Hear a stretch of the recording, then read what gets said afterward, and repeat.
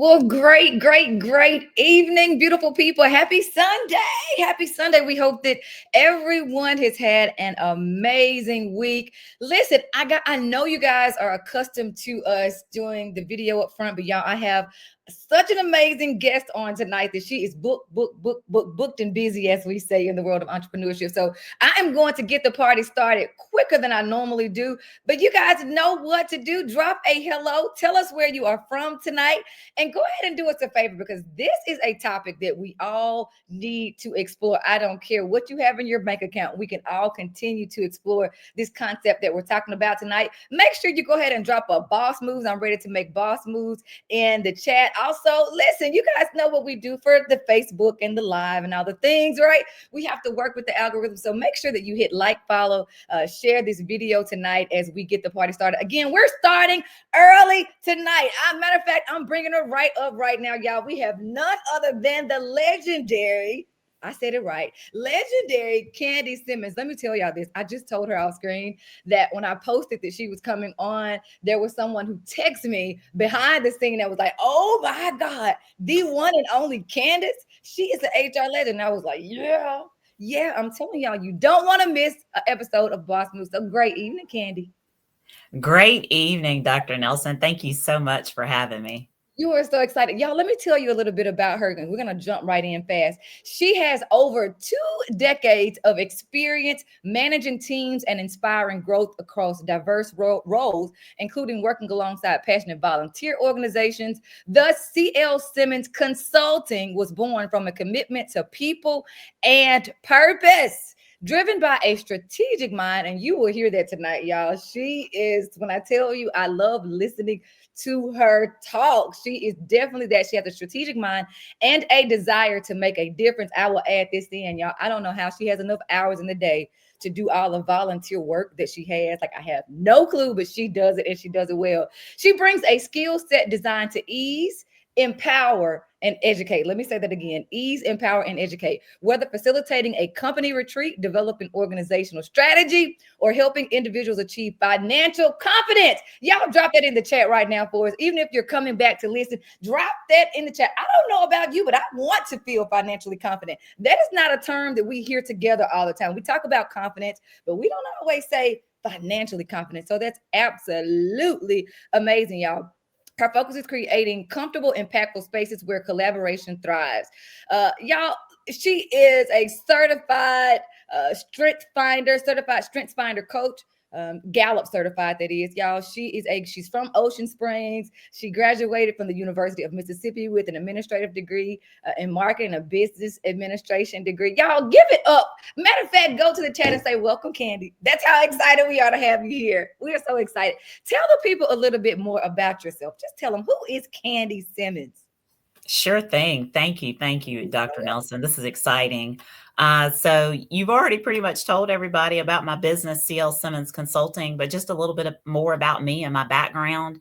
I spent 16 years in banking. So that's why talking about finances is something that I can do, and I actually enjoy it. Being financially sound and savvy is something that I work on. In addition to, I enjoy educating other people on it because it's very important. Outside of that, just like you mentioned, I'm involved with several different nonprofit organizations. And so I spend the majority of my time volunteering in the community and running my business. So thank you. Did you see? Yeah, yeah. I want y'all to pay attention to what she said. Running my business. When I tell you she is a boss, she is a boss. We're gonna jump right in because we know you got some serious business to handle up next. So we're gonna jump right in. Question one: what does it mean to be financially well? Like we're saying that we talk about emotional wellness, mental wellness, physical wellness, but what does it truly mean for someone to be financially well?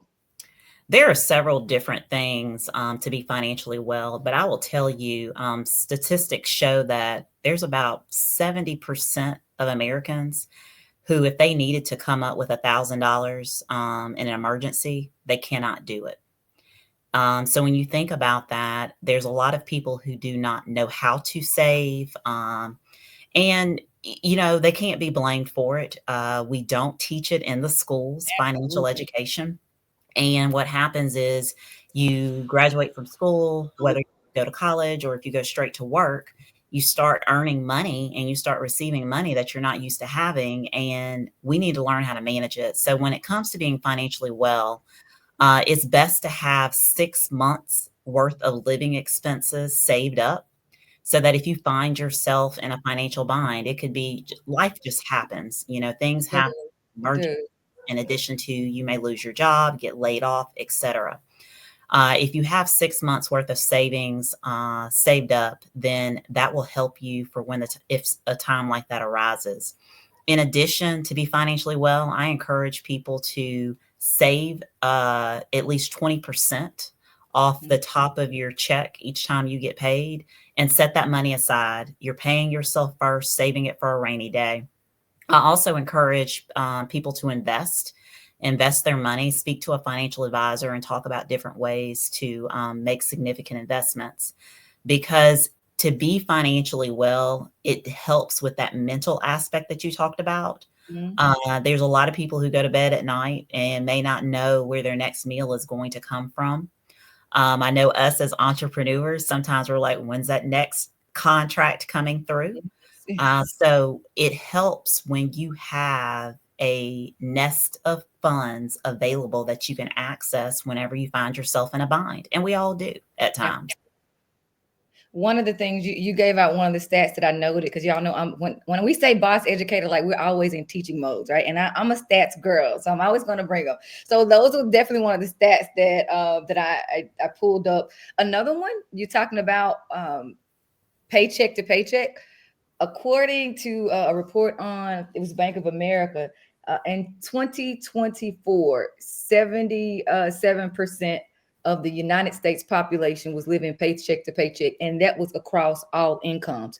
Let me say that again. That was across all incomes, because I think sometimes people think, oh, well, this person is just we don't make enough, make a minimum wage, or you think, oh no, they got six figures plus. Like, it was across all incomes. And so thinking through that, you just talked about saving.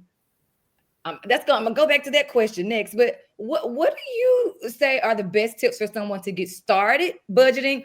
Or maybe it's the time of year that they realize, okay, things have shifted. I need to revisit a budget. Where do you start if someone does not have a budget at all? And we're talking about becoming financially well and feeling financially confident.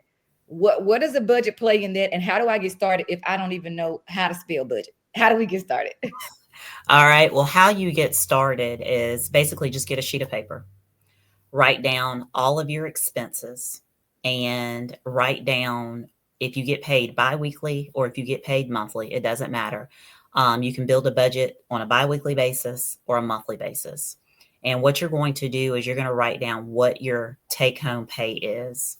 So let's say your take home pay on a monthly basis is $2,500. Well, then let's look at how much are you spending on rent, or if you have a mortgage, how much are you spending on utilities? How much are you spending on your cell phone? Any expenses that you have, gas that you're putting in your car, if you have a car note. Add up all of those expenses, and hopefully those expenses are less than $2,500. But what you have to do is you have to do an assessment as to where you are right now from an expense standpoint. And if you are unable to save, my rule of thumb is take 20% off the top. However, we're talking about people who are not used to saving. Just like you said, they may not even know how to spell the word budget, and that's okay. I would look at trying to take 10% off the top. So for $2,500, you're talking about $250. Add that as an expense, but that should be your number one expense because you should pay Oh, yourself first. y'all dropped it in the chat. Saving should be my number one expense. Like, that should be my number one expense. Like, we don't think of it that way. We really, really, really don't. We pay the bills, and then if something is left, it's like, oh, I got a little bit left, right? But talking about shifting to where we are, shifting from struggling or stressed to financially confident, drop that in the chat, y'all. I need to pay myself first. And we know, right, in the world of entrepreneurship, that's one of those many that we've had to learn the hard way. Like, okay, girl, if you don't pay yourself first, Hashtag struggle bus. Okay. So again, y'all drop Exactly. it in the chat for us. Pay yourself first. I'm sorry. I stopped you, but I had to tell the people, like, please note that one. Pay yourself first. Okay. After we pay ourselves first, and you're saying just start with 10%. Start with 10% Yes. first. I would say start with 10%. We have to start somewhere. And you're going to look at your expenses and you're going to be like, well, I can't change my mortgage or my rent. I can't change my utilities. I can't change my cell phone. I can't change this. I can't change that. You can change something. It may be that you go out to eat 2 to 3 times a week and you need to cut it out and reduce that to 1 time a week. Okay. It may, Y'all drop in the chat. Be honest, because we are gold friends and we are the boss family. How many times are y'all going out to eat in a week's time? This is a transparent moment. Okay, I know there's a absolutely. feedback, but y'all drop it in the chat right now. How many times are you or somebody that lives in the household with you, right? How many times are you guys going out to eat in a week? Let's be honest, because we are gold friends. Okay, keep going. I'll post it as they All start. right. Good deal. So that's an example. And it may be that when you go out to eat, we know that it costs $3 and $4 now to get a Coke or a tea. Maybe just drink water. It doesn't cost anything. But for someone who is not used to saving any money, we have to find somewhere where you can start managing that savings. Mhm. We may need to look at our cell phone bill. Some of us, for me, I will tell you, a cell phone, as long as I can do what I need to do, make a phone call, receive a text message, etc., I'm good with the basics. Yeah. Some of us have cell phone bills that we need to look at reducing. Some of us have cable, and we have Netflix, and we have Hulu, and we have all of these different accounts. When realistically, how much and how often can we really watch all of those different forms of entertainment? Absolutely. Find somewhere where you can cut some expenses so that you can start that savings plan. Yeah. And then once you do that, go ahead and take 10% off the top, put in your expenses. Another rule of thumb is that your expenses for your household, whether it's your mortgage or rent and your utilities, should not equal more than 30% of your take home pay. So I'm going Yeah. to Drop repeat it in the that. chat. Yeah. Drop it in the So chat, when y'all. you write down all of your expenses, so you're going to write down your rent or your mortgage is $700 a month. Your monthly utilities, water, electricity, etc., that's going to be a couple of $100 a month, whatever it may be. Write down those utilities, add it up. You take that total and you're going to divide it by the $2,500 because we're just speaking hypothetically that your Mhm. monthly amount is $2,500. Mhm. Once you divide that and multiply it by 100, if it's more than 30%, then you're living above your means. Mm. And so we don't need to spend more because I don't know if you've ever heard the term house poor. Yes. Some of us are house poor because we want to go live in this very nice neighborhood. We want to live in a nice neighborhood that has extensive HOA fees. Then the bigger the house you have, the more you're going to spend in utilities. And so there's Maintenance. some different things that we need to do. We need to look at ourselves. We're not trying to keep up with the Joneses. We're trying to make sure that we eat every day.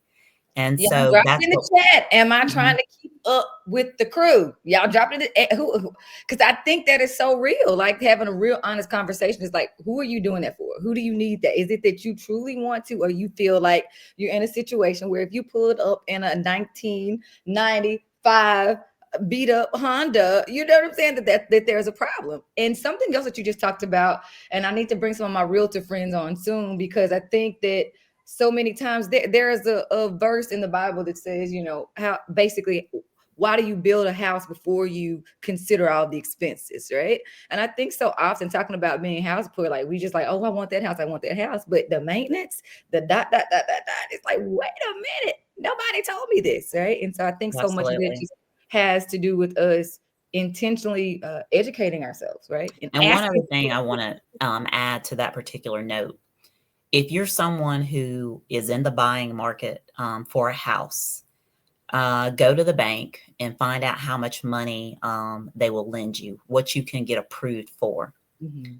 And then you need to, if you get approved for 200,000, you only need to go look at houses that are about 150,000. A financial institution is going to approve you for more than you need and more than you need to be spending on a mortgage every month. So just because someone tells you you can afford it, there's other things to take into account, those utilities, the size of the yard and having to maintain it. You Yeah. also need to look to see what the HOA fees are. There's some neighborhoods, their fees are $2,000 a year. There's some, it may be $200 for the year. There's a lot of things to take into account outside of looking for a home and what the price of that home is and what the mortgage is going to equate to for you. Absolutely. Thank you so much for that. Listen, very, very great stuff, y'all. I hope you wrote those numbers down, and you are. It's just time to revisit, regardless of where you are. And this goes right into the last question, talking about people not having $1,000. That was another stat that I put up. Not having $1,000 for emergency expenses. I cannot make this stuff up, y'all. Life happens to everybody. Candy, last month, at the beginning of the month, I dropped Tyler off at school. And okay, I'm one of those people, y'all. I admit it. I'm going to work on it in 2025. Okay, all right, y'all. Transparent on it. But like, I'm one of those people. I hate pumping gas. Typically, Tyler pumps gas at this point. Okay. Mama, You're raising them up. Thank you, sweetheart. Right. But this morning, time I dropped Tyler off, my light came on. Like, I'm one of those. I'm gonna let the light come on, and I'm gonna pull it all the way up. I know I'm gonna work on it in 2025. I stopped at a gas station that I don't typically stop at, just because it was the first one. I was like, I didn't get a mile down the road, and my car went crazy, Candy. I'm not making this up. Crazy. Okay. Had to get it pulled because it was that, like, okay, shut down on me. And my guy, who they're so amazing at the dealership that I've been at for forever, he calls and says, he said, we are having a heated debate in here because we know you. And we know you did not put gasoline in this car. Like, we know, like, you did not. He was like, we are legit in here arguing down. Like, I said, what? I said, no, why would I put diesel in my car? He says, long story short, he was like, okay, you got a full tank of diesel. I said, okay, I know I'm not that crazy. He's like, call the gas station and see. Long story short, they had a new supplier. Cannot make this stuff up. Oh, Had wow. a new supplier. The supplier mixed up everybody that morning that had gotten premium gas, because my car is one of those that says go to Shell and put premium in it. Okay. Like, everybody that got premium actually got diesel. Everybody got diesel, thought they were getting diesel out. So, talking about unexpected expense. Yes. Even working with the insurance company, like, I had to front the rental because they are arguing, right, about who's going to pay for this thing. And so this next question goes into this: life is happening. Life is happening to everybody. You put that on top of the fact, me and my mom were laughing earlier. She was like, you won't believe how much I picked up this 6-pack of Sprite. This Sprite, this, like, and so we were having this conversation earlier today about, like, we are all feeling the spikes in prices. With these things in mind, right? Walk us through again. You started going there, but just tell us again, what are some of those small ways that we can shift our mindset to see that we still can save regardless of what we're dealing with in front of us? Talk us through that one more time. Absolutely. I'll pretty much repeat what I said because I do realize that some people may have joined afterwards. Yes. If you are new to budgeting and trying to save money, if that's something that you have not done, you can start, and you can start small. My rule of thumb: whenever you get paid, take 20% off the top because you need to pay yourself first. However, if that's a little ambitious for you at this time, then what you need to do is you need to write down, just take a sheet of paper. I will say I use an Excel spreadsheet, but we're going to make this easy. This is your first time. You want to learn how to budget. Write down all of your expenses. And then you're also going to write down what your take-home pay is. And you can build a budget bi-weekly, depending upon if you get paid every 2 weeks, or you can build it on the month. But you want to write down everything that is going out the door. your mortgage, your rent, your utilities, cell phone, etc. But then you also want to think about, how many times do I go out to eat? And I need to pull back from that. You may be used to eating out 2, 3, or more times a week. Well, try to cut that in half. And instead of going out to eat, and let's say you normally may spend $10 or $20, I'm sure you're spending $20 plus, go ahead and move that money into a savings account. Once you move it, don't touch it, because Yeah, it is I put in there. the chat. Don't touch it. Move it and don't touch it. Yes, because it's there for times like what you just shared. That is something that nobody could plan for. Put a diesel, you go to a gas station, you're trusting that the pump has the type of gas that you need. Yes. And then just like you say, you had to pay up front for a rental car and you're having to get your money back on the back end. A lot of people get caught. That's how a lot of people get caught, is when situations like that arise. You're Yeah. not financially stable to go and do the front cost and get your Yes. reimbursements later. And then Yes. what happens is you get behind and it's Yes. harder to get caught up. So cut back on how many times you're eating out a week. When it comes to going shopping at the grocery store, if you want to always buy the top brand, buy the store brand, save $1 or $2 on each of those items. There are ways that you can cut back. Also, when you go out to eat, I like to have a Coke or a sweet tea or something like that. Just drink water. Just drink water. Listen, You this know, is a real one right here for the mamas out here in the world. Tyler loves Uncrustables. Okay, kid you, Tyler loves Uncrustables, but those little things are expensive. It's so like on a random, like they were out for all the, like, no, you are not gonna sit up and eat Uncrustables all day. If you don't get over there, I got light bread, peanut butter and jelly. Like it's the same thing. Like it's just packed. Like go make that. Go make correct. it. And I think that I know for me, like we've just even so much of it is like we've given our children so much that like they're spoiled rotten and we feel that pressure even from them. Uncrustables, y'all, Uncrustables. Okay, so let me stop you there, Dr. Nelson. Uh-oh. As you say, we spoil our kids. Yes, In order for you to stop the cycle, yes, yes. you've got to make your kids a part of this budget and this savings plan. I love it. Explain Yes, to them things happen. We need to start building a safety net. We need to start building a safety net for the future. So while you like Uncrustables, I need you to learn how to go in there and make a peanut butter and jelly sandwich. It's the same thing, same but it's thing. going to save me X amount of dollars over the course of a week, 2 weeks, or however often you buy the Uncrustables. And what we're going to do is we're going to make a commitment to start putting that money in a savings account. Because if you start teaching your child now where your child is in the home, I will tell you, I went to lunch with somebody on Saturday. Their child has a friend who went and charged $15,000 last month on a credit card. You said a child? Yes, Okay. a college student. Now, while their parents may have the wealth to pay for that, you're a college student. You're a college student, yeah. And that's another thing. I mean, that's a whole nother topic of getting into credit card debt and going and, just charging up things because you feel like you have to have them, you want to have them, whatever. They're not necessity. That's not a necessity. Yes, yes. So make your kids a part of this process if budgeting and savings is new to you. Have the conversations with them so that they can be set up for a financial future once they leave your home. I love that. One of the things I had, I think last year, we were talking about how do you start, wealth management. Jamari come on, one of those guests, and I'd heard several people before, but it's true. Like if you don't come from a wealthy family can and should come from you. And Mm-hmm. so much of that is just what you're saying, like shifting mindsets, but then making sure that our children are a part of the process of learning, like how do I day to day better manage my money? How do I save? How do I invest? Like Tyler can have conversations around investment. I could not at his age, right?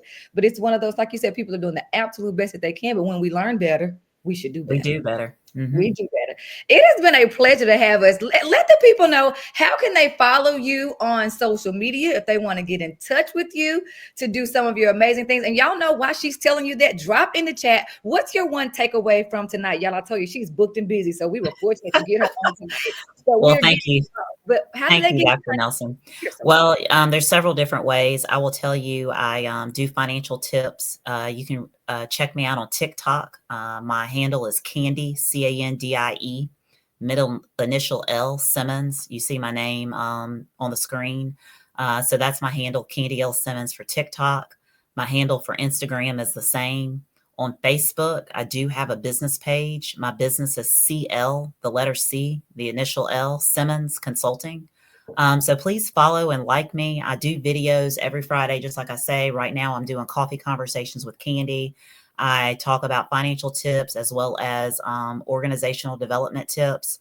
So I would love for you to engage with me on social and learn more about how to manage your money as well as how to work within your organizations. At CL Simmons Consulting, what we do is we develop workplace cultures, we drive employee engagement, and we build collaborative work cultures while we're doing that. Our services include professional and performance coaching, strategic planning, and training and development. And so we are poised in 2025 to make a significant impact. So, yes, please like and follow us. Y'all, please make sure you go over, like, follow her stuff. She's amazing. And you guys know we operate in the space of culture, development, thriving, positive leadership. Those are our babies. So, right there, bosseducator.com. Y'all know what to do. Y'all know what BOSS stands for. We are all ready to go make boss moves. And y'all, to my educators out there, y'all, hold on. Hold on just a little while longer. Only a few more days before we get paid again, y'all. Hold on just a little while longer. Everything's going to be all right. Y'all, thank you. Y'all tell Candy thank you in the chat. Thank you so very much for spending just a little bit of time with us tonight to help us understand what we can do right now, regardless of what's going on, what we can do right now to start setting ourselves up to be more financially well. You guys know what it means to be boss. We are bold, optimistic, spontaneous, and substantial. And you guys know what we're going to say. Go make some boss moves this week, y'all. Y'all go be great. See y'all later. Thank you, Candy. Thank you so much.